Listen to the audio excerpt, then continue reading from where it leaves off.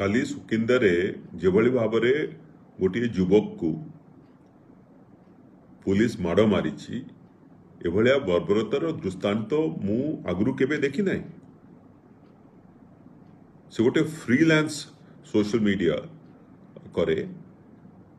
तार कौन कंटेंट आपन को भल न लगी पारे सरकार को भल न लगी पारे किंतु मारिबा को किए देला आपन को पावर मारिबा को आपन को किए देला ए पावर पुलिस को पावर किए देला से complete violation of police manual मु तो चाहिए कि ऊपर दृढ़ कार्यानुष्ठान सरकार ग्रहण करूँ से आईआईसी को आइडेंटिफाई करिकी तांको अरेस्ट करंतु प्रथमे तापरे डिसिप्लिनरी प्रोसीडिंग डिपार्टमेंटल प्रोसीडिंग्स आरंभ करंतु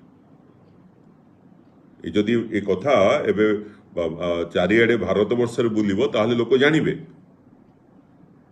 और ये युवक समाज प्रति जदि एभले अत्याचार हेबो ए सरकार को ऊपर युवक समाज रो आस्था रहिछि रहिबो आपण माने एटा को सीरियसली ग्रहण करंतु मु युव समाज को आह्वान करुछि कि जो जो जगह रे भली घटना घटुची कि सोशल मीडिया रे जो माने पोस्टिंग करूछंती फ्रीलांसर अछंती कोनोसी जिनस कंटेंट जोटा कि सरकार को सुहाइला नहीं आ सेठी आपण को ऊपर पुलिस अत्याचार करछि किबा गुंडा लगै कि मारुछंती सबु जिनस को आपण पुणी थरे सोशल मीडिया को यूज करंतु समस्त सामना को आनंतु कोर्ट को जानतु एटा को बर्दाश्त करा जीवो नहीं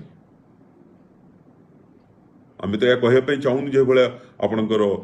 नेता जयनारायण मिश्र कहते कि आम पुलिस स्टेशन जलई देबू किंतु जितेबले युव समाज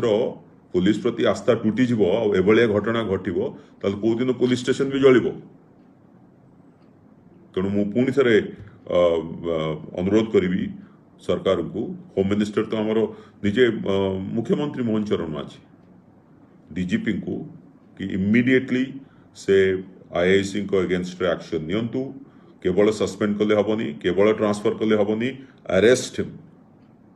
and after that start disciplinary proceedings